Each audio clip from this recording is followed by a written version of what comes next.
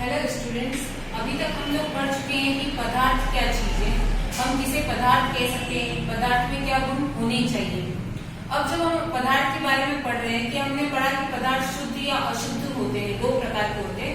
अब पदार्थ जो है उनकी अवस्थाएं कितनी होती है, यानी किस किस रूप में पदार्थ पाए जा सकते हैं।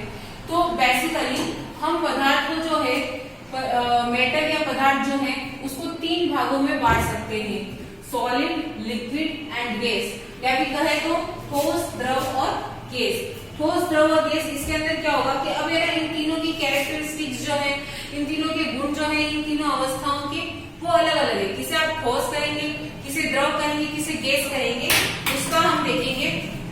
अब देखो, सबसे पहले आते हैं सॉलिड या ठोस के ऊपर। इसमें क्या होता है, पदार्थ की जो होता है शेप जो होता है वो डिफाइनाइट होता है, यानी कि पदार्थ की जो आकृति होती है निश्चित होती है कि जिस शेप में है वो उसी शेप में रहेगा, चेंज नहीं होगा। तो आकृति या शेप जो होता है वो निश्चित होता है। फिर दूसरा डिफाइनाइट वॉल्यूम, यानी कि उसका जो आयतन होता है वो भी निश्चित ही होता है, यानी कि जितना मतलब कि उसका वेट होगा, जो द्रव्यमान होगा या आयतन होगा वो उतना ही रहेगा, ऐसा नहीं है कि बार बार चेंज होता रहेगा। अगर हम कहें कि डेंसिटी इज मोर, यानी जो उसके घनत्व होता है वो बहुत अधिक होता है, ठोस के अंदर उसका घनत्व अधिक होता है।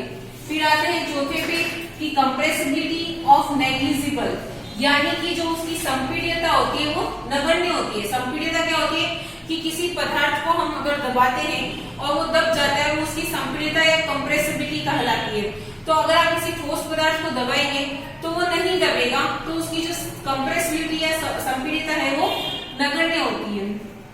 फिर जाता है high intermolecular force of attraction is present in the particles of solid, यानी कि पदार्थ के कणों के मध्य उच्च अंतराणु आकर्षण बल पाया जाता है, जिसकी वजह से क्या होता है कि इसके जो कण होते हैं वो आपस में पास में इकट्ठे रहते हैं, क्योंकि उनका जो आकर्षण बल है, दो कणों के मध्य का जो आकर्षण बल है वो बहुत अधिक होता है। इसकी वजह से जो इनके कण जो होते हैं बहुत पास चिपके हुए रहते हैं। फिर जो होता है कि diffusion in particles is less, यानी कि जो कणों के मध्य विसरण है वो नगण्य होता है। भाई जब कणों के मध्य जगह ही नहीं होती है, जब कण एकदम आपस में चिपके हुए रहते हैं तो उनके मध्य गति तो पॉसिबल ही नहीं होती है। तो जो विसरण होता है, यानी जो गति होती है कणों की, वो जो होती है वो नगण्य होती है, हो ही नहीं पाती है। तो गति जो होती है नगण्य होती है। इसका एग्जाम्पल हम दे सकते हैं कि बर्फ या आइस जो होता है वो एक ठोस पदार्थ है। इसके अलावा बहुत सारी चीजें हमारे आसपास ठोस है, जैसे कि टेबल हो सकता है, मार्कर हो सकता है, ये बोर्ड हो सकता है, आपकी कॉपी हो सकती है, ये सब चीजें ठोस के अंदर आती है। अगली स्टेट है हमारी द्रव, या ये कह सकते हैं लिक्विड। अब लिक्विड के अंदर क्या होता है, शेप इज नॉट डिफाइनाइट, यानी कि इसकी आकृति जो होती है वो निश्चित नहीं होती है। आप द्रव को जिस बर्तन के अंदर डालोगे वो उस आकार का हो जाएगा। अगर गोल थाली में डालोगे तो वो गोल हो जाएगा, अगर चौकोर किसी डब्बे में डालोगे तो उस आकार का हो जाएगा। तो यानी इसका जो शेप होता है, जो इसकी आकृति होती है वो निश्चित नहीं होती है। फिर अगला अगर हम ले इसकी वॉल्यूम इज डिफाइनाइट, तो जो लेकिन इसका जो आयतन होता है वो निश्चित होता है कि अगर आप 1 लीटर की गिलास है उसमें अगर 1 लीटर लिक्विड आता है तो 1 लीटर ही आएगा। आप ऐसे नहीं कर सकते उसके अंदर 2 लीटर ऐड कर दो। तो वॉल्यूम जो होता है वो एकदम फिक्स रहता है, निश्चित रहता है। Now density is more than gas but less than solid. हमने सॉलिड में पढ़ा था कि डेंसिटी जो होती है सबसे अधिक होती है। अब द्रव में क्या होता है कि जो इसका घनत्व है वो सॉलिड से तो कम होता है, लेकिन गैस की तुलना में अधिक होता है। अगर हम इसकी कंप्रेसिबिलिटी की बात करें तो कंप्रेसिबिलिटी इज लेस, यानी कि संपीड़ितता पाई तो जाती है लेकिन बहुत ही कम मात्रा में पाई जाती है, क्योंकि इनके अणुओं के मध्य क्या होगा, जिसके हम पढ़ेंगे कि अब अगला पॉइंट जो है पदार्थ के कणों के मध्य अंतराणु आकर्षण बल जो होता है कम पाया जाता है, लेकिन ठोस के अंदर तो बहुत अधिक पाया जाता है। इसके अणु क्या होते हैं, थोड़े दूर होते हैं, तो अंतराणु आकर्षण बल जो होता है, इंटरमोलिकुलर अट्रैक्शन फोर्स, वो जो होता है कम होता है। तो जो कम होता है उसकी वजह से क्या होता है कि थोड़ी जगह मिल जाती है, उस थोड़ी जगह के कारण जो होती है इसकी संपीड़ितता जो होती है थोड़ी सी कम होती है। ठीक है। फिर आता है कणों के मध्य विसरण गैस, क्योंकि इसके कण जो है ठोस की तुलना में थोड़े दूर होते हैं, तो थोड़े दूर होते हैं, इसकी वजह से क्या होता है कि जो इनके मध्य विसरण होता है वो ठोस की तुलना में तो होता है अधिक, लेकिन गैस की तुलना में कम ही होता है। इसका उदाहरण है जल या वाटर। इसके अलावा भी आप दूध ले सकते हो या कोई भी लिक्विड पदार्थ, शरबत वगैरह, वो सारे इसके अंदर लिक्विड के अंदर आएंगे। तरल पदार्थ जो भी होंगे वो लिक्विड में आएंगे। फिर आते हैं हम तीसरी अवस्था गैस के ऊपर, कि गैस के पदार्थों के क्या गुण होते हैं। तो गैस के पदार्थों के गुण होते हैं शेप इज नॉट डिफाइनाइट, यानी सबसे पहले इसकी आकृति जो होती है अनिश्चित होती है। आप जिस बर्तन के अंदर लोगे उसकी आकृति उसी आकार की हो जाएगी।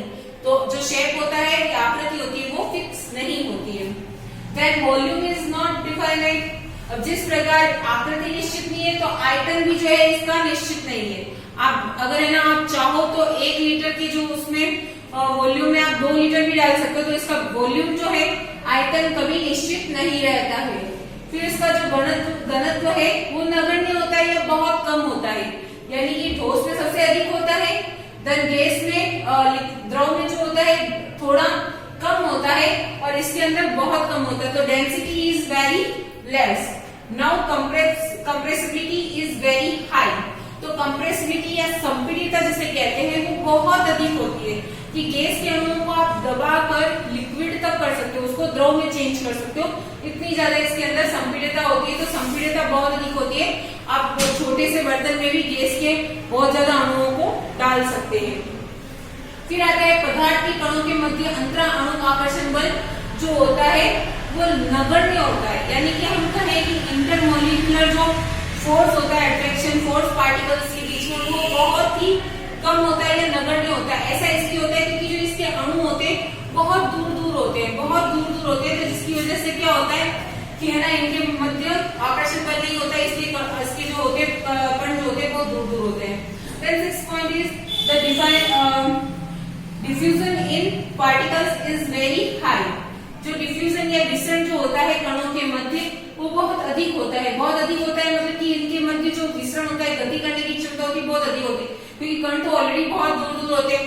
तो बहुत दूर दूर होते हैं तो डिफ्यूजन यानी कि ये गति भी आराम से कर लेते हैं। आकर्षण बल होता है कि जब चाहे जहां चाहे जा सकता है, तो इसकी वजह से इधर उधर फैले हुए रहते हैं, तो इनके अंदर विसरण जो होता है बहुत अधिक पाया जाता है। इसका एग्जाम्पल हमने तो वाष्प यहाँ पर मैंने लिखा है। इसके अलावा भी oxygen, carbon dioxide, nitrogen, hydrogen, बहुत तरह की गैसें जो है हमारे वातावरण में पाई जाती है।